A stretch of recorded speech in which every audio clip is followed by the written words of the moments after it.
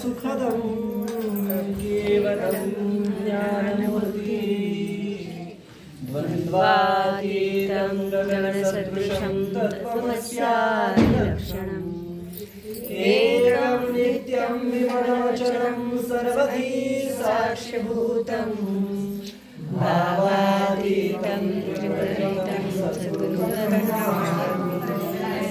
कपिलाधार पुण्यभूमि पवित्र देवानतो शिवराजा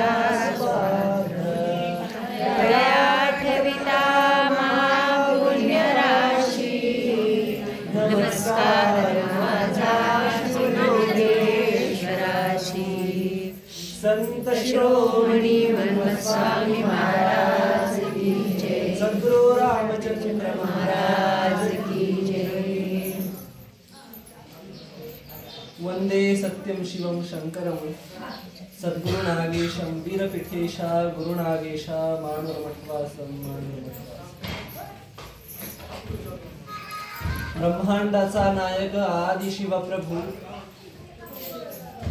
तसेच वीरशैव विमलमत संस्थापनाचार्य जगद्गुरु आदि पंचाचार्य महास्वामीजींच्या दिव्य चरण कमली अनंत दीर्घदंड साष्टांग प्रणिवाद समर्पित करू. महाराष्ट्रातल्या वीरशैवाला जाग करण्याचं काम ज्या माऊलींनी केलं, म म्हणजे मवाळता, उ म्हणजे उदारता आणि ली म्हणजे लीनता, असे तीन गुण ज्यांच्या ठाई आहेत असे संत शिरोमणी शिवयोगी अखंड महाराष्ट्रातील वीरशैवांचे श्रद्धास्थान असणारे संजीवन समाधी राजे मनमथ माऊलींच्या चरणी दीर्घदंड प्रणिपात समर्पित करू. ज्यांच्या दिव्य सानिध्यामध्ये गुरुचरित्र पारायणाचा हा सोहळा संपन्न झाला असे रामचंद्र 100 वर्ष पूर्ण होऊन आपण गुरुचरित्र पारायण या ठिकाणी केलं असे रामचंद्र महाराज यांच्या चरणी सुद्धा वंदन करून आज आपला शेवटचा दिवस आहे, म्हणजे प्रसादाचा दिवस आहे. आपण केलं, आपण सेवा केली तेव्हाच आपल्याला मेवा मागण्याचा अधिकार प्राप्त होतो. काही न करता आपल्याला अधिकार मिळतो का? नाही मिळत. मग आज आपल्याला कशाचा दिवस आहे? मागायचा दिवस आहे. काय मागायचं आहे? प्रसाद मागायचा आहे. प्रसादाचा महिमा काय सांगितलाय? गुरुप्रसादाची थोरी महिमा से श्रेष्ठ भारी. गुरुचा प्रसाद कसा आहे म्हणले? श्रेष्ठ आहे म्हणले. मग गुरु म्हणजे काय? गुरु कोणाला म्हणावं? प्रसाद कोणाचा घ्यायचा आहे? गुरुचा प्रसाद घ्यायचा आहे. मग ज्याचा प्रसाद घ्यायचा आहे त्याच्याविषयी आपल्याला माहित पाहिजे ना, तो कसा आहे, त्याचं स्वरूप कसं आहे. मग गुरु म्हणजे काय? तर सिद्धांत शिखामणीमध्ये सांगतात, गुरुतला गु म्हणजे गुणातीत आणि रु म्हणजे रूपातीत. गुणातीत आणि रूपातीत अशा परमेश्वराचं जे आपल्याला दर्शन घडवून देतात, अनुभव करून देतात, नवे नवे शिव म्हणजेच तू आहेस, ब्रह्म म्हणजेच तू आहेस, त्यामध्ये तुझ्यामध्ये कुठलाही अंतर नाही. देव पहावयासी गेलो तेथे देवची होऊन ठेलो, ही अनुभूती जे देतात ते सद्गुरु, आणि त्या सद्गुरूंचा प्रसाद आज आपल्याला प्राप्त करायचा आहे. आता प्रसाद आणि अन्न याच्यामध्ये फरक आहे. काय फरक आहे?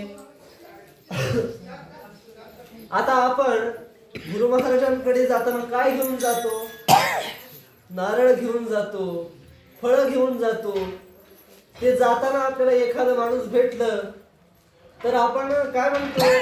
त्यानं आपल्याला विचारलं, अरे बाबा हे काय घेऊन चाललास? ते म्हणते, हे केळे, हे फळ आहेत, हे खडी साखर, हे नारळ आहे म्हणते. आणि त्याच्यातलं सुकामेवाचा आपण काजू बदाम अक्रोड जर घेऊन गेलो तर बघा मी काय घेऊन चाललो, बघा मी गुरुला काजू बदाम खायला घेऊन चाललो. गुरुला आपल्याला महाराज बाहेरचं खात नाहीत, घरचं करून द्यावं लागते. बघा मी जिलेबी घेऊन चाललो. तिथं काय आलं? अहंकार आणि ममत्व आलं. आणि मग गुरु हे घेतात का हो? गुरु आपल्याला हात लावून वापस देतात. आणि मग आपण घरी वापस येताना जर आपल्याला काय भेटलं, कोणी भेटलं की बाबा रे तू काय घेऊन चाललास हे, तर आपण म्हणतो का केळं घेऊन चाललो, काजू घेऊन चाललो, बदाम घेऊन चाललो. आपण एकच शब्द वापरतो की बाबा रे मी गुरुचा प्रसाद घेऊन चाललो. आणि हे कोणाचं आहे? हे गुरुचं आहे. आधी जाताना काय म्हणत होता? हे मी विकत घेतलंय. आणि येताना काय म्हणला? हा गुरुचा प्रसाद आहे, हा प्रसादाचा महिमा. ऐसा प्रसादाचा महिमा शिव सांगे ऐके उमा प्रश्नोत्तराची सीमा नवदवे मुखा.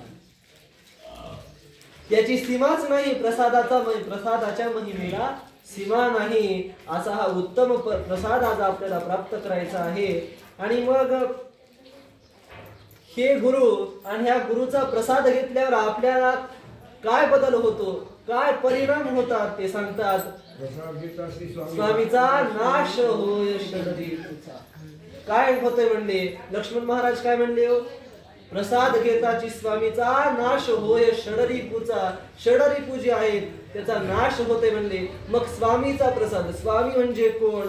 तर स्व म्हणजे स्वतःला, आणि मी म्हणजे मी, म्हणजे स्वतः मी कोण आहे हे ज्यानं जाणलंय तो स्वामी. अशा सद्गुरु स्वामीचा प्रसाद घेतल्यावर काय होते म्हणजे षडरिपूचा नाश होते. षडरिपू काय आहे? काम, क्रोध, मद, मत्सर आणि अहंकार असे 6 शत्रू आहेत. रिपू म्हणजे काय हो? तर शत्रू. कोणाचे शत्रू आहेत? जो वीरशैव धर्माचं पालन करतो त्याच्याप्रमाणे वागतो. नवे जो मनुष्य जन्मात आल्यावर त्याचं सार्थक करण्यासाठी काही ना काहीतरी साधना पथावर करत असतो, त्याला भेडसावून सोडणारे हे शत्रू म्हणजे षडरिपू. हे ढाल तलवार घेऊन समोरून धावत येतात का? नाही, तर मधूनच साधकाला पोखरून टाकण्याचं काम करतात. आणि त्यापासून वाचण्यासाठी जर काय करावं लागत असेल तर प्रसादाची आवश्यकता आहे. आणि हे षडरिपू जर बाजूला सारले आणि ते साधना पथावर सद्गुरूला शरण गेला तर त्याला कशाची ज्ञानाची प्राप्ती होते. आता मराठी भाषा एवढी सुंदर आहे. मराठीचा शेवट सुरुवात कशाने होते? तर अनी होते. आणि शेवट कशाने होतो? तर ज्ञानी होतो. अ म्हणजे काय? अ म्हणजे अज्ञान, आणि ज्ञ म्हणजे ज्ञान. अज्ञानातून जन्म आहे आणि ज्ञानातून मोक्ष आहे. आणि त्या ज्ञानाच्या प्राप्तीसाठी सद्गुरूच्या प्रसादाची आवश्यकता आहे. मग हे षडरिपू म्हणजे काय? काम पहिला येतो काम. मन्मथ माऊलींनी 10व्या अध्यायामध्ये सांगितलंय, स्त्री काम महाबाधक त्या ते त्यागिता होय महासुख तया ते भीती ब्रह्मादिक दुर्धर म्हणून. काम कसा आहे म्हणले? दुर्धर आहे. त्याला कोण भीते म्हणले? ब्रह्मा पण भीते, विष्णू बी भीते म्हणले. या देवतांना कामानं सोडलं नाही. आपण तर सामान्य जीव आहोत. आणि मग या कामाबद्दल एक कसा ऋषीमुनींना कसा काम भेडसावून सोडते याच्याबद्दल एक सुंदर दृष्टांत आहे. महर्षी व्यास महर्षी ज्यांनी 18 पुराणाची रचना केली त्या व्यास महर्षीचे शिष्य होते जैमिनी. जैमिनी म्हणले, महाराज, गुरु महाराज, माझ्या साधना बलानं, माझ्या तपोबलानं मी काय केले म्हणले? कामाला जिंकलं म्हणले. आणि मग ते गुरु महाराजांनी व्यासांनी ओळखलं, अरे बाबा माझ्या शिष्याला अहंकार आलेला आहे, त्याला दूर करायला पाहिजे. याला वाटतंय मी कामाला जिंकलं, याचा अहंकार दूर करायला पाहिजे म्हणले. काय करावं म्हणले? मग रात्री जैमिनी बसलेले असताना त्यांच्या झोपडीमध्ये, त्यांच्या कुटीमध्ये धो धो धो धो पाऊस पडायला लागला. धो धो पाऊस पडत असताना काळा कुट्ट अंधार आणि एक सुंदर लावण्यवती स्त्री त्या झोपडीच्या समोरून जायला लागली. आणि ते जैमिनींनी बघितलं.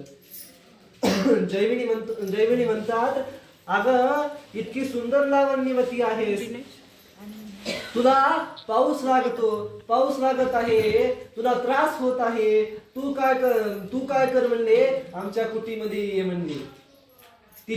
ती कुटीमध्ये आली आणि त्या लावण्याला भुलून कामानं त्यांच्यावर भुरळ टाकली आणि मग कामाच्या प्रभावानं ते तिच्याकडे आकर्षित होऊ लागले आणि तिला स्पर्श करायला गेलं की त्या स्त्रीनं रूप पालटलं आणि महर्षी व्यास प्रगट झाले.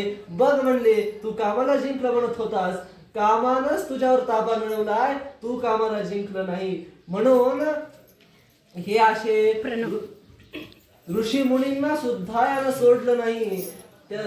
असा हा काम दुर्धर आहे.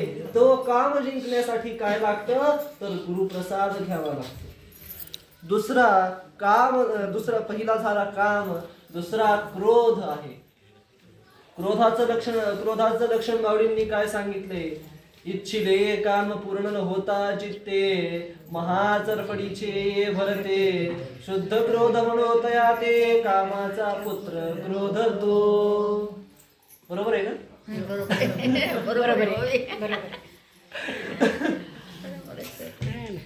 आणि मग कामाचा पुत्र आहे म्हणले क्रोध. कशाचा पुत्र आहे? कामाचा पुत्र आहे.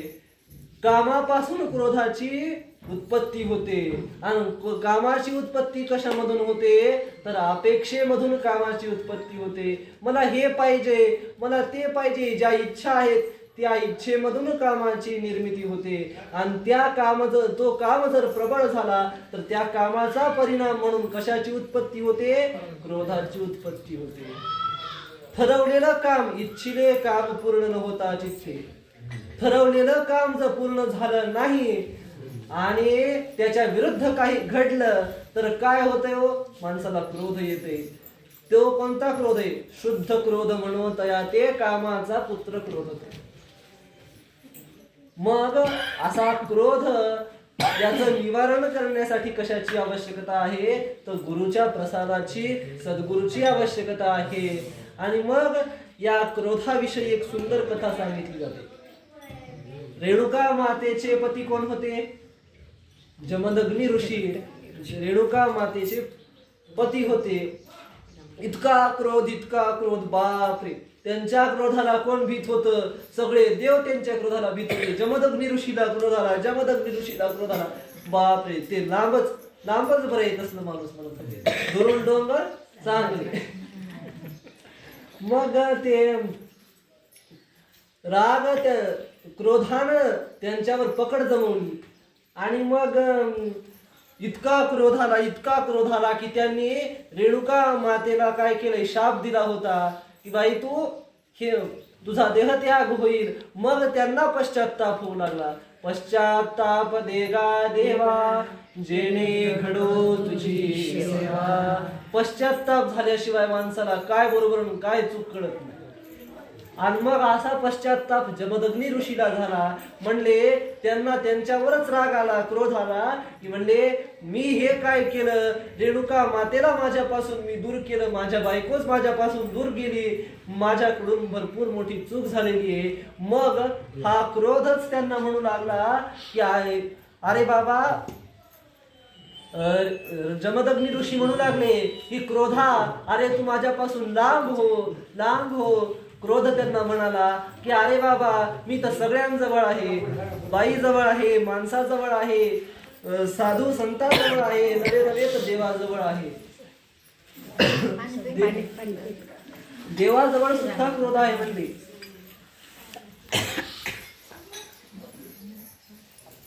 असा क्रोध देवाजवळ सुद्धा आहे म्हणले. मी कोणाजवळ नाही. चराचरामध्ये असणाऱ्या जनावरांमध्ये सुद्धा मी क्रोध आहे. आता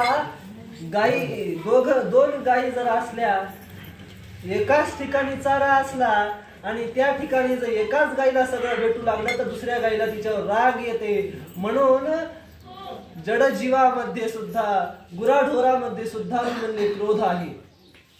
मग तुझ्यामध्ये सुद्धा क्रोध आहे म्हणला. कोण बोलायलाय? क्रोधच बोलायलाय. जमदग्नी ऋषी क्रोध म्हणायला मी सगळीकडे आहे पण तुझ्या. मग संत महात्मे काय करतात म्हणले? संत महात्मे मला नियंत्रणात ठेवतात. मी त्यांना नियंत्रणात ठेवत नाही. क्रोधाला नियंत्रणात संत महात्मे ठेवतात. तसं तू काय कर म्हणले? तू मला नियंत्रणात ठेव. आता काय म्हणले? तू माझ्या नियंत्रणात आहेस, तसं उलट कर म्हणले.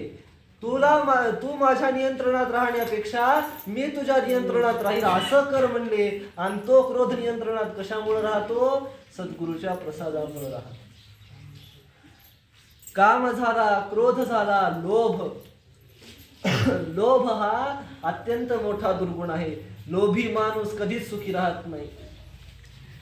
कमवलेला पैसा आहे, कमवलेला पैसा. आता समजा एका माणसाला 20,000 रुपये पगार असेल महिन्याला, त्याला वाटते 40,000 रुपये व्हावं, त्याला 40,000ला वाटते 80,000 व्हावं, 80,000ला वाटते 1,00,000 व्हावं. म्हणजे या लोभाचा कुठेही अंत नाही. आणि हा लोभी मनुष्य काय करतो? जपून ठेवतो, दान पण करत नाही आणि नीट जगत पण नाही. कपडे घ्यायला गेला, नको बाबा 500च माझं बजेट आहे, 500च्या वरच एक बी शर्ट घ्यायचा नाही. मग इथं व्यवस्थित जगतही नाही आणि दानही करून पुण्य कमवत नाही.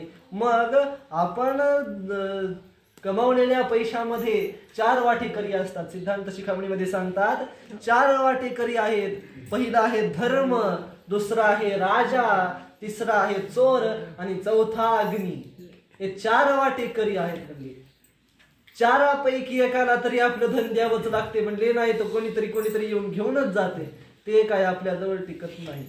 आता आपण कमाई केलेलं धन थोडस धर्म कार्याला लावलं, धर्माला दिलं तर ते सत्कारणी लागतं.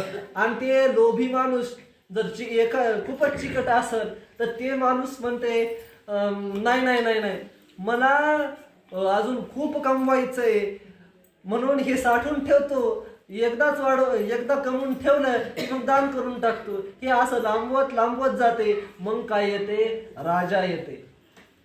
राजा म्हणजे कोण? आताच्या सध्याच्या काळात सरकार. सरकारला टॅक्स तर भरावंच लागेल ना. कोण घेऊन जाते? मग ते राजा घेऊन जाते. आणि राजाला जर दिलं नाही तर मग इन्कम टॅक्सची धाड पडलीच म्हणून समजा, आहे की नाही. मग राजा दुसरा वाटेकरी आहे. दुसरा वाटेकरी कोण? राजा. आता राजाला दिलं नाही तर तिसरा वाटेकरी कोण आहे? म्हणले चोर आहे. म्हणले चोर. आता काळ धन बऱ्याच, आता ब्लॅक मनी, ते ब्लॅक मनी आपण खूप लपून ठेवलं, जमिनीत गाडून ठेवलं, बाथरूम मध्ये ठेवतात काही जण, काय जणी छतामध्ये ठेवतात. असं मग ते लपून जरी ठेवलं तर चोराला पत्ता लागणारच आहे. त्याला माहित असते हे श्रीमंत माणूस आहे, याच्या घरामध्ये आपण काय केलं पाहिजे? डाका टाकला पाहिजे. चोर बरोबर तिथे येणार, ते जागा शोधून काढणार आणि तिथून ते धन वापस घेऊन आपल्याकडे घेऊन जाणार. आणि कितीही चालाक माणूस असला त्यानं चोरापासून धन लपून ठेवलं तर चौथा वाटेकरी कोण आहे? म्हणले अग्नी आहे. म्हणले एका दिवशी सगळं घर जळून जाईल, तू बी जळून जाशील. म्हणले मग कोण उरणार? म्हणून अग्नीला जाळण्यापेक्षा, अग्नीनं धन जाळण्यापेक्षा, चोराच्या वाट्याला जाण्यापेक्षा, राजाच्या वाट्याला जाण्यापेक्षा काय कर? म्हणजे धर्माच्या वाटेनं धनाचा व्यत्यय कर. धर्माच्या वाटेनं धनाचं दान कर. मग हा लोभ काय होईल? कमी होईल. कधी कमी होईल? सद्गुरूकडे गेल्यावर. सद्गुरूकडे गेल्यावर का कमी होईल? सद्गुरू काय उपदेश करतात की बाबा रे, तू कोण आहेस? तू कुठून आलास? तुझ्या येण्याचा उद्देश काय आहे? आणि या मानव जन्मामध्ये येऊन तू जर हे संसारामध्ये पुन्हा रमत बसला, तू तुझ्या स्वस्वरूपाची जाणीव करून घेतली नाही तर पुन्हा तुला 84च्या चक्रामध्ये पुन्हा अडकत बसावं लागेल. पुनरपि जननम पुनरपि मरणम पुनरपि जननी जठरे शयनम भज गोविंदम भज गोविंदम भज गोविंदम मूढमते. असा संतांनी उपदेश केलाय. शिवदास महाराज काय म्हणतात? तो नरतनु हीची मुक्तीचे माहेर किती वारंवार प्रार्थू आता. माणसाचं शरीर हेच मुक्तीचं माहेर आहे. आणि या मुक्तीच्या माहेरामध्ये आपल्याला आल्यानंतर योग्य असा सद्गुरूच्या शरण जाऊन ते सद्गुरू काय उपदेश करतात की बाबा रे, तू कोण आहेस? तू आत्मा आहेस. तुझं स्वरूप काय आहे? तुझं स्वरूप सच्चिदानंद आहे. आणि हे देह तुझा नाही. देह कोणाचा आहे? पंचमहाभूताचा देह आहे. म्हणून देह तुझा नाही आणि तू देह नाही. आता जर आपण दुसऱ्याच्या वस्तूवर आपलं मालकी सांगितली की बाबा हे माझं आहे पण ते दुसऱ्याचं आहे, मग तिथं काय होणार, आपल्याला दुःख होणार आहे. म्हणून हे देह कोणाचा आहे, पंचमहाभूताचा देह आहे. आणि या पंचमहाभूताच्या देहाला जर आपण आपलं म्हणलं तर दुःख होणार झालं. म्हणून या देहावरची अहंता आणि देहाधिकावरची ममता सोडून आपण मी आत्मा आहे हा अनुभव घेतला पाहिजे. हा अनुभव कधी येतो, हा निश्चय कधी होतो, आपला निश्चय कधी होणार तर सद्गुरूला शरण गेल्यावर निश्चय होतो. म्हणून जर जीवाला शिवाची प्राप्ती करायची असेल तर सद्गुरूची नितांत आवश्यकता आहे. माझं स्वरूप काय आहे हे जाणून घ्यायचं असेल तर सद्गुरूंची नितांत आवश्यकता आहे. आणि म्हणून योग्य सद्गुरू कधी भेटतात, निष्काम पुण्याचं फळ म्हणून आत्मज्ञानाची प्राप्ती होते. आता कोण कोण निष्काम कर्म करते सांगा बरं. आमच्या इथं तर सगळे सकाम कर्मच करते बघा. मला पोरग होऊ दे, पोरग झाल्यावर त्याला नोकरी लागू दे, मी तुला काय करतो, नारळ बांधतो. नोकरी लागल्यावर काय होऊ दे म्हणतो, लग्न होऊ दे. लग्न झाल्यावर काय, जोडीनं त्याला दर्शनाला आणतो म्हणते. आणि जोडीनं त्याला दर्शनाला आणतो आणि मग लग्न झाल्यावर पुन्हा मग जोडीनं दर्शनाला आले, देवाला वाटते झालं आता याला हे दिलं, ते संपत नसते. आता पोरग होऊ दे. पोरग झाल्यावर काय होत, पोरग झाल्यावर काय करतो म्हणते, नारळ देत नाही म्हणतो, नारळाचं तोरणच बांधतो म्हणते. आता पोरग होऊ दे मला. पोरग झाल्यावर परत काय म्हणते, त्याला चांगलं शिक्षण होऊ दे, त्याला नोकरी लागू दे. असं जर आपण सकाम कर्म करत गेलो तर त्याचा काहीही फायदा होत नाही. तेवढ्या पुरतं तेवढं मिळते, पुन्हा आपल्याला या चक्रामध्ये फिरावं लागते. म्हणून निष्काम कर्म केलं पाहिजे. निष्काम कर्म केल्यावर काय फळ भेटते तर आत्मज्ञानाची प्राप्ती होते, योग्य सद्गुरूची प्राप्ती होते. आणि सद्गुरूला शरण गेलं की त्याला जन्म मृत्यूचा दरार आहे का हो, त्याला जन्म मृत्यूचा दरारच नाही. कारण काय, सद्गुरूला शरण गेलं की सद्गुरू आपल्याला काय सांगतात, तू कोण आहे, स्वस्वरूपाची ओळख करून देतात. आणि एकदा का मी आत्मा आहे हा निश्चय जर झाला तर काय होणार, जन्म मृत्यूचं चक्र थांबणार झालं. म्हणून निश्चय झाला पाहिजे. आपुला निश्चय मनाचा हा झाला, परतो निघाला नाही. भोगिलो आम्ही संसाराचा भोग, आता वाटे त्याग करा हो. या संसार चक्रामध्ये फिरत असताना कंटाळा आलेला आहे संताला. शरण आलो देवा संसाराच्या भेणे, कैलासीचे केणे दावा मज. भीती वाटली लक्ष्मण महाराजांना. लक्ष्मण महाराजांना कशाची भीती वाटली, संसाराची भीती वाटली. आणि आपल्याला भीती वाटते का, आपल्याला तर उलट गोडगोड लागते, ते लागते की नाही. आता संसार कसा आहे म्हणतात सिद्धांत शिखामणीमध्ये सांगतात, संसार आहे उसासारखा आणि परमार्थ सुद्धा उसासारखाच आहे. काय फरक आहे म्हणले, ऊस जर आपण शेंड्यापासून बुडाकडे खात गेलो तर कसा लागते, गोड लागते. गोड आधी बेचव लागते, मग ते गोड गोड होत जाते. आणि बुडापासून शेंड्याकडे खात गेलो तर आधी गोड लागते, मग त्याला बेचव होऊन जाते. ते तसा काय म्हणले, शेंड्यापासून बुडाकडे खाल्लेला ऊस म्हणजे काय म्हणले, संसार आहे. ते आधी गोड गोड लागते, गोड गोड लागते, किती की खाऊ की किती की नको की होते. आणि एकदा का आपलं ते संपला त्याचा कालावधी, अरे बाबा कधी मला उचलून नेतोस असं होते. आणि म्हणून शेंड्यापासून बुडाकडे खाल्लेला ऊस म्हणजे काय, प्रपंच आहे. आणि बुडापासून शेंड्याकडे खात गेलेला ऊस काय आहे, परमार्थ आहे. म्हणून शेंडा कसा असतो, शेंडा आधी बेचव असतो, त्याला पुढं पुढं खात गेलं की काय होते, त्याला गोडी चढते. गोडी चढलं की मग त्याला आपल्याला सोडा वाटते का, नाही. तसं आधी आपल्याला परमार्थ कसा वाटतो, कंटाळवाणा वाटतो. काय बाबा पारायण, काय बाबा सप्ताह, काय बाबा भजन. एकदाच त्याचं गोडी लागली. आता थोडंसंच आपलं भजन झालं बघा, पण काय आनंद वाटला. ते डीजे मध्ये आनंद आहे का टाळ मृदुंगाचा? तो प्रपंचामध्ये आनंद नाही. निमिषे निमिषे भजन दिसे थोडे, संतोषे चढता होय गाढे. थोडस जरी भजन केलं तरी ते थोडं दिसतंय, परंतु त्यामध्ये संतोषानं करत गेलं, आनंदानं करत गेलं की त्याचं काय होते, त्याचं उत्तम आपल्याला फळ भेटते. म्हणून निमिषे निमिषे भजता जे सुखत चढतसे चित्ता, ते देवी चित्त चैतन्य तत्वता. म्हणून चैतन्य म्हणजे मी कोण आहे? मी चैतन्य रूपच आहे. शरीरामध्ये नखशिकांत भरलेलं चैतन्य म्हणजे आत्मा. आणि तो आत्मा मी आहे, मी देह नाही. हे कशामुळं कळतंय? तर सद्गुरूला शरण गेल्यामुळं कळतंय.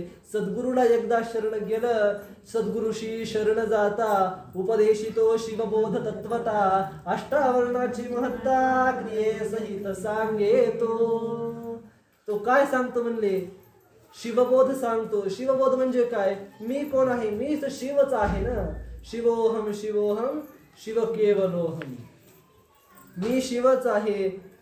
आणि म्हणून वारकरी एक संत होते बघा, नामदेव महाराज. नामदेव महाराज कोण आधी काय करायचे? सगुण भक्ती करायचे. आणि मग ते हे झालं, सगळ्या संताच्या मांदियाळीमध्ये मुक्ताबाई, त्याच्यानंतर ज्ञानेश्वर महाराज होते, सोपान महाराज होते, निवृत्तीनाथ महाराज होते. सगळ्यांच्या सोबत ते जेवायला बसले. आणि मुक्ताबाई काय म्हणली? अरे अरे, कच्चा गुरु का चेला, कच्चा चेला आहे, मडकं कच्चं आहे म्हणली. का कच्चं आहे म्हणले? याला सद्गुरूच भेटला नाही अजून, याला स्वतःची ओळखच झाली नाही म्हणली अजून. आणि मग याला ते लागलं ना, नामदेव महाराजांना लागलं ते, मी कच्चा चेला, माझं मडकं कच्चं, असं कस काय म्हणल्या, असं कस काय म्हणल्या. म्हणून मग ते कुठं गेले? औंढ्याला गेले. औंढ्याला त्यांना कोण भेटले हो? खेचर भेटले. मग विसोबा खेचर तिथं औंढ्याच्या मंदिरामध्ये बिंडीवर पाय ठेवून झोपले होते. आणि ते नामदेव महाराज म्हणले, अरे अरे अरे, तुम्ही काय करायला हे इथं तर देव आहे, त्याच्यावर पाय ठेवून कशाला झोपलात? नामदेव आपलं खेचर म्हणले, तू काय कर, ह्याला बाजूला कर, म्हणजे इथं मी पाय ठेवू शकतो. त्याला बाजूला, ते पिंडीला बाजूला केलं की तिथं दुसरी पिंड तयार झाली. ते पिंडीला बाजूला करत गेले आणि तिथं दुसरी पिंड तयार होत गेली. असं संपूर्ण मंदिरा शिवमय झालं. आणि ते सद्गुरूला शरण गेले. महाराज म्हणले, मी अज्ञानी आहे, मला आत्मस्वरूपाचं दर्शन, आत्मस्वरूप दाखवा. ब्रह्म म्हणजे काय आहे, आत्मा म्हणजे काय आहे, हे सांगा म्हणले. मग विसोबा खेचरांनी काय केला? त्यांना बोध केलेला आहे. काय म्हणून? की अरे बाबा, तू आत्मा आहेस आणि ब्रह्म आणि आत्मा यामध्ये कोणताही फरक नाही. आता बघा, ब्रह्माला काय झाले? ब्रह्म म्हणजे काय असते? ब्रह्मांडामध्ये व्यापून असलेलं चैतन्य म्हणजे ब्रह्म, आणि शरीरामध्ये व्यापून असलेलं चैतन्य म्हणजे आत्मा. आता ब्रह्मांडामध्ये म्हणजे चराचरामध्ये व्यापून असलेलं चैतन्य काय? ब्रह्म. मग ब्रह्माला काय आणि आत्मा काय? शरीरामध्ये चैतन्य असलेलं ते आत्मा. आणि म्हणून त्या दोघांमध्ये काय भेद आहे का? नाही. पण तिथं ब्रह्मांडामध्ये व्यापून असलेल्या चैतन्याला, ब्रह्माला ब्रह्मांडाची उपाधी झाली म्हणून ते वेगळं भासते. आणि आत्म्याला शरीराची उपाधी झाली म्हणून ते वेगळं भासते. परंतु आता दोन, आपण या ग्लास मधलं पाणी, या ग्लास मधलं पाणी, या ग्लास मधल्या पाण्याला ग्लासाची उपाधी झाली. आता दोन्ही पाणी आपण सांडून दिलं तर वेगवेगळं करता येते का? त्या ग्लास मधलं पाणी वेगळं, त्या ग्लास मधलं पाणी वेगळं असं करता येत नाही. म्हणून मी एकदा आत्मा आहे हे कळालं, सद्गुरूला शरण गेलं की आत्मस्वरूप ब्रह्मस्वरूप चराचरामध्ये दिसू लागतं. शंकर जळी स्थळी भरला पिंडी ब्रह्मांडी सामवाला अलक्ष लक्षिणे लक्षिला शंकरची शंकर.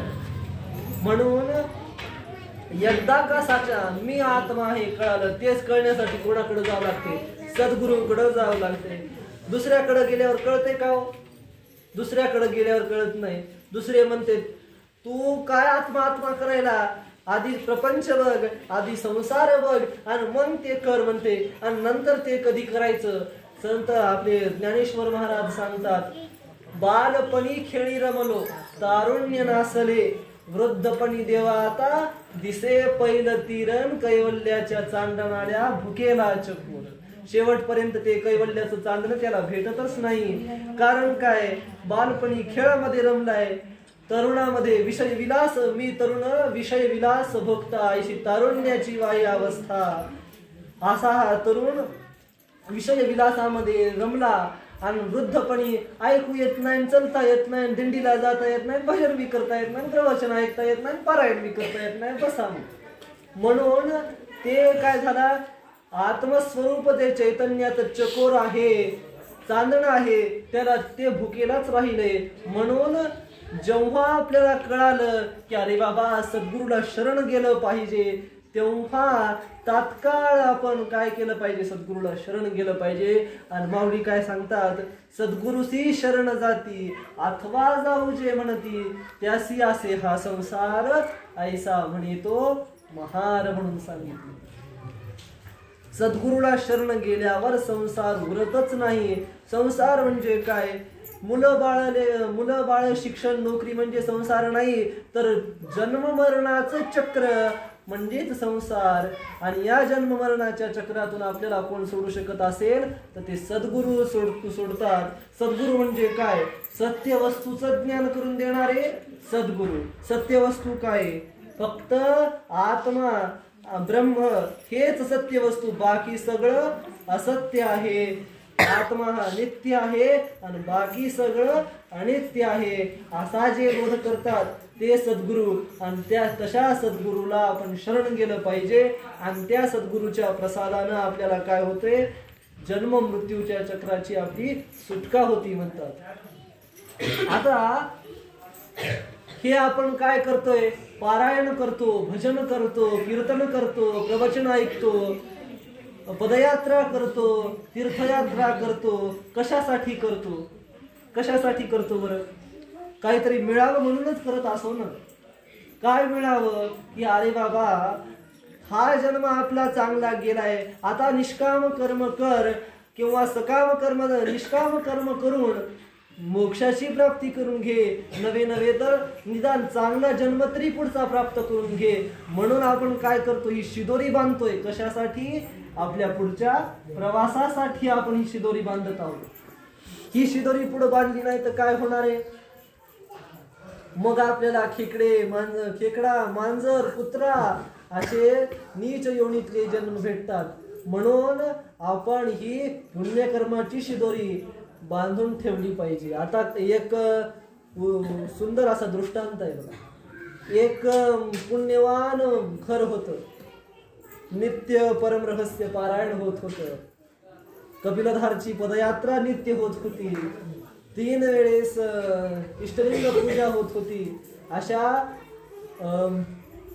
सत्शील पुण्यवान अशा घरातली एक मुलगी, काय झालं तिचं? योगायोगानं नास्तिक घरामध्ये लग्न झालं. नास्तिक घरामध्ये लग्न झालं आणि ह्या बाईला काहीच सूत्र नाही. आता काय करून, आता कुठं जाऊ, आता कोणाकडे पाहू?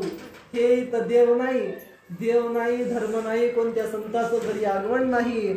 आणि हे असं तिला बघून काही सूत्र नाही. ती म्हणायली अरे असं काय केलं? तिच्या सासऱ्याला विचारलं, अहो बाबा असं कामून करता तुम्ही? देवाची पूजा कामून करत नाही, सत्संग कामून ऐकत नाही, पारायण कामून करत नाही. ते सासरा म्हणते देवानं आम्हाला खूप दिलंय. मग त्या खूप दिलंय, ज्याला दिलं नाही त्यानं पूजा करावं म्हणे, ज्याला दिलं नाही त्यानं नामस्मरण करावं म्हणे. मग आम्हाला सगळं दिले, मग उगाच त्या देवावर पाणी टाकून, त्याला फुलं वाहून, त्याला कपडे घालून आम्ही उगाच त्याला कशाला त्रास द्यावा म्हणे, म्हणून आम्ही काहीच करत नाही म्हणला. मग असं त्यानं उत्तर दिलंय. आणि मग आता हिला काय करावं ते सुधरून. एकदा काय झालं, योगानं एक साधू तिथं भिक्षा मागायला आला. म्हणला ओम भगवत भिक्षाम दे. आणि मग भिक्षा वाढायला गेली. तिथं शिळी भाकरी होती, ताज काही सकाळी सकाळी होत नाही त्यांच्या घरी. कारण त्या सासूला माहितीये असा सकाळी सकाळी कोणी भिक्षा मागायला आला की ही बाई ताज घेऊन द्यायला कमी करत नाही, म्हणून ती तिची सासू शिळच ठेवती. आणि मग ती शिळी भाकरी घेऊन ती गेली भिक्षा वाढायला. ते साधू म्हणला, अरे अगं बाई का म्हणून असं करायली, भिक्षा वाढ मला ताज वाढ, शिळ कामून द्यायली म्हणला. आणि ती म्हणली, अहो आमच्या घरी सगळं शिळच भेटते, शिळच घ्यावं लागल तुम्हाला. आणि ते त्या सासूनं ऐकलं. आता तर युद्धच पेटलं घरात. पेटलं की नाही युद्ध घरात, युद्ध पेटलं घरात. की अगं सुनबाई म्हणायला तरी ताज बनत जाय ना, शिळच म्हणायली तू. आम्ही तुम्हाला ताज पोळी देतो, भाजी देतो, नवे नवे काजू बदाम देतो, दूध देतो, नवे नवे मसाला दूध देतो रात्री प्यायला, मग तू असं का म्हणायली शिळ देतो. आणि मग त्या सुनीने इतकं सुंदर उत्तर दिलं की अगं बाई हे सगळं जे तुम्ही भोगत आहात ते काय शिळच आहे, मागच्या जन्मातल्या पुण्यकर्माचं फळ म्हणून हे आपण भोगत आहोत. म्हणून पुढचा जन्म आपल्याला चांगला भेटावा, मोक्ष प्राप्ती व्हावी, या हेतून निष्काम कर्म करण्याचा प्रयत्न आपण केला पाहिजे की ज्या हेतून आपला पुढचा जन्म चांगला होऊन नवे नवे आपल्याला मोक्ष प्राप्ती झाली पाहिजे. जन्म मृत्यूच्या चक्रातून आपली सुटका झाली पाहिजे. आणि त्या जन्म मृत्यूच्या चक्रातून सुटका होण्यासाठी सद्गुरूला शरण गेलं पाहिजे, सद्गुरूचा प्रसाद ग्रहण केला पाहिजे. आणि सद्गुरूचा प्रसाद असा कसं भेटत नाही, सहजासहजी भेटत नाही. सेवेचं फळ म्हणून प्रसाद भेटतं, निष्काम सेवेचं फळ म्हणून प्रसाद भेटणार झाला. आणि एकदा काय झालं, एक शिष्य गेला, त्याच्या घरच्यानं सांगितलं की अरे बाबा तू काय कर, जाय महाराजाच्या मठात सेवा कर, जरा सेवा केला तर मेवा मिळल, असं त्याला काय दाखवली, लालच दाखवली. आणि म्हणून ते काय केला, सेवा करायला गेला. त्या महाराजांना चांगलं वाटलं, अरे बाबा कोणीच नव्हतं माझ्या सेवेला, बरं झालास म्हणले तू आला, आता तू काय कर म्हणले. त्यानं 2-3 दिवस सेवा केली. ते म्हणले, ते माणूस म्हणते आता हे काय माझ्याच्यानं होणं शक्य नाही बाबा, आता काहीतरी बहाणा करावा लागते म्हणला. आणि मग काय झालं, महाराज म्हणले हे जाय, पूजा झाली, हे आंघोळ झाली महाराजांची, म्हणले हे वस्त्र धुवून टाक म्हणले जाय. आणि मग ह्यानं काय उत्तर दिलंय, महाराज वस्त्र धुत असताना माझे पाय त्या तुमच्या वस्त्राला लागते, तो तुमच्या कपड्याला लागते, माझ्याकडून पाप होते, तर तुम्ही काय करा, त्याच्याशिवाय त्याच्यापेक्षा नकोच म्हणलं ते वस्त्र धुणं, तुम्ही काय करा म्हणले, माझं बी वस्त्र तुम्हीच धुवा, तुमच्या हातानं वस्त्र धुतल्यावर मला तरी पुण्य भेटल म्हणले. अशी सेवा जर आपण करत गेलो तर उचित फळाची प्राप्ती आपल्याला होणार नाही. सद्गुरूची सेवा 4 प्रकारची सांगितली, अंग सेवा, स्थान सेवा, सद्भाव सेवा आणि आप्त सेवा, अशा 4 सेवा सांगितल्या. अंग सेवा म्हणजे काय, सद्गुरूचे पाय दाबणं, आंघोळ घालणं, जेवायला वाढणं, हे काय झालं अंग सेवा. पण कशी पाहिजे, निष्काम सेवा पाहिजे, निष्काम सेवा पाहिजे अंग सेवा. दुसरी कोणती, सद्भाव सेवा, सद्गुरू विषयी मनामध्ये सद्भाव बाळगणं म्हणजे सद्भाव सेवा. तिसरी सेवा कोणती सांगितली, आप्त सेवा, आप्त सोयरा लिंगांगीचा उन्मेष षटस्थल ब्रह्मीचा बोधक ऐक्य तत्वाचा तया श्री गुरुसी नमो नमो. सखा तो जीवलग जीवीचा, बंधू मित्र पूर्वज कुळीचा, जयाने परशिव केला जीवाचा, तया सद्गुरुसी नमो नमो. म्हणून मित्र सुद्धा सद्गुरूच.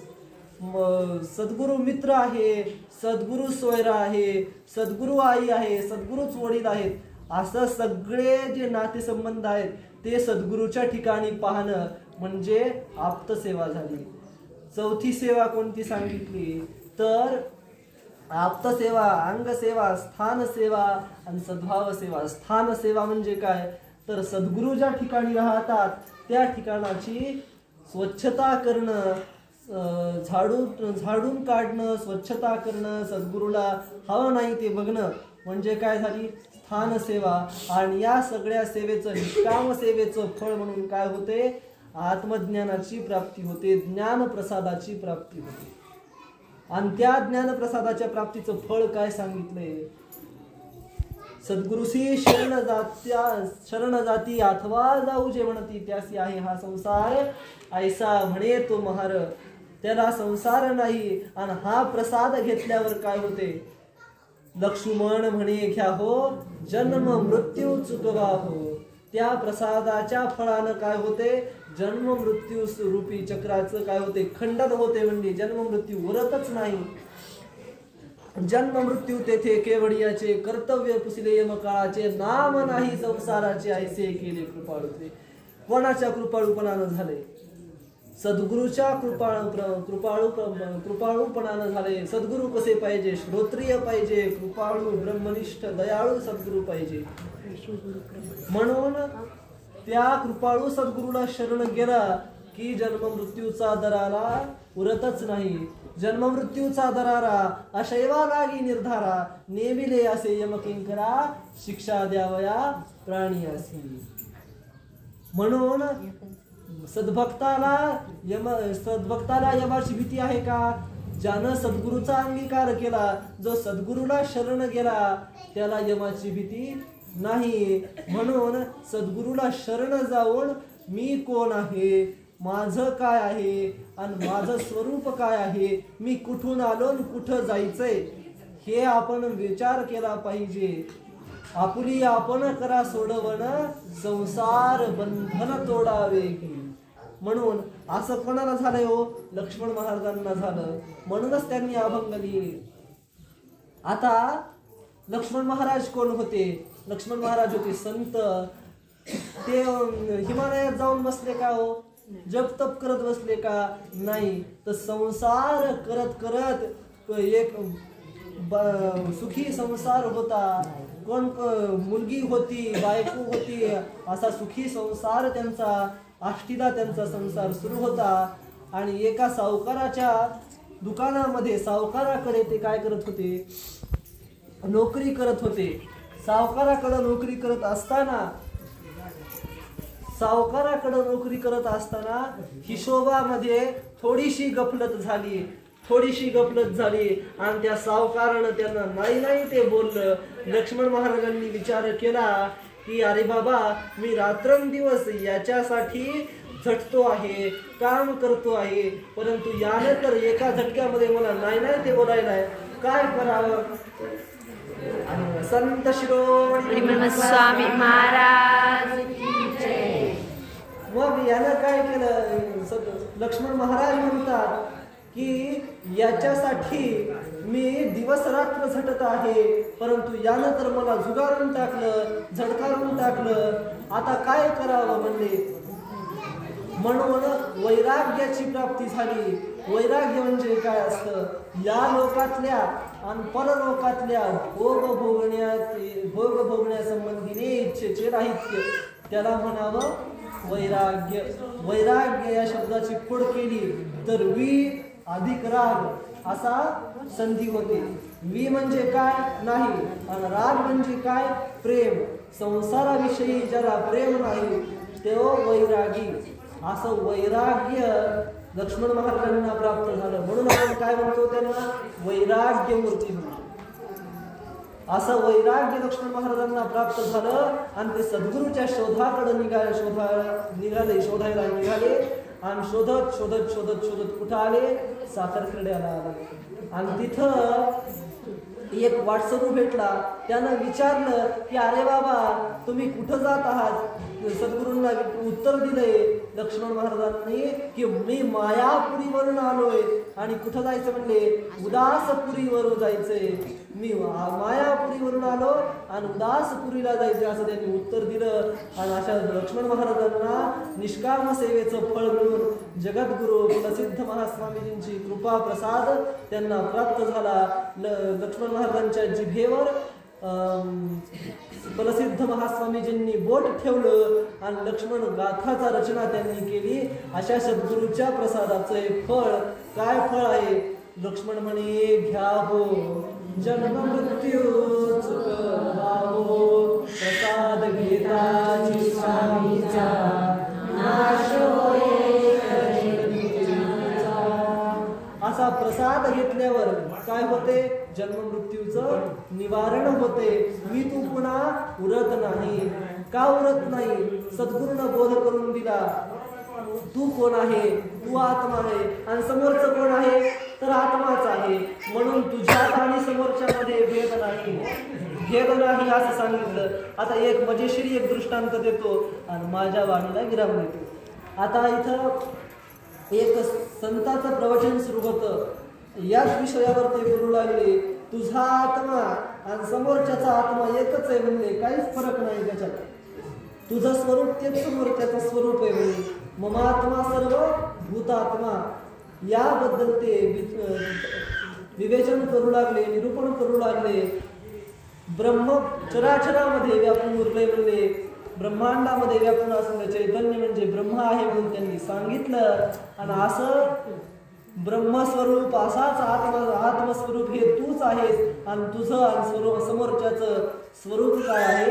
एकच आहे असं सांगितलं. आणि ते त्यानं ऐकलं आणि बाजारामध्ये गेलं. बघा बाजारामध्ये गेल्यावर हत्ती आलाय. हत्ती पिसाळलेला होता. अंबारी मधलं माणूस म्हणाले सरका सरका सरका सरका. हत्ती उधळला. हत्ती पिसाळला. आणि हे म्हणाले संतानं सांगितलं समोरच्याचं स्वरूप आणि तुझं स्वरूप एकच आहे. मग ते मीच आहे.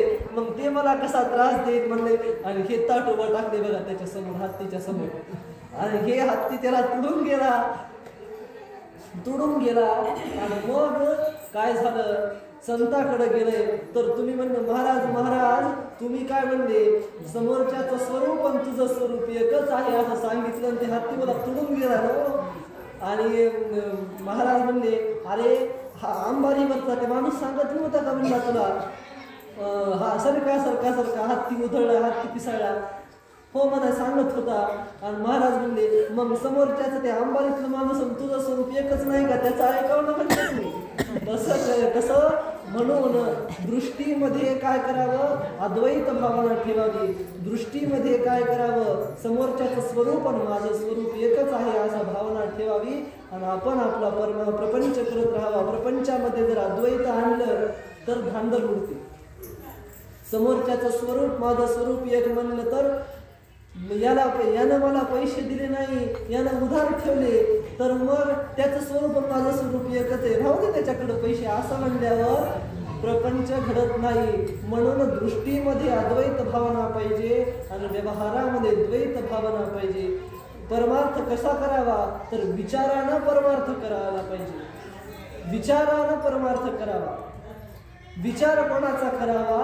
परमात्म्याचा विचार करावा. एक गोष्ट सांगतो बघा, आपलं एकांतामध्ये असताना परमात्म्याचं चिंतन करावं, परमात्म्याविषयी विचार करावा आणि लोकांमध्ये असल्यावर काय करावं? परमात्म्याबद्दल गप्पा माराव्या. असा परमार्थ जर आपण केला तर आपल्याला जळी स्थळी काष्टी पाशाने शिवाचं दर्शन व्हायला वेळ लागणार नाही. आणि त्याच्यासाठी सद्गुरूचा कृपा प्रसाद आज आपल्याला प्राप्त होणार आहे. झालेली चिंतन रूपी सेवा सद्गुरू रामचंद्र महाराजांच्या चरणी समर्पित करतो. सद्गुरू नागनाथ महाराजांच्या विरूपाक्ष शिवाचार्य महाराजांच्या चरणी समर्पित करतो. मनमथ माऊलींच्या चरणी समर्पित करतो. ही माझी पुष्पपूजा समर्पण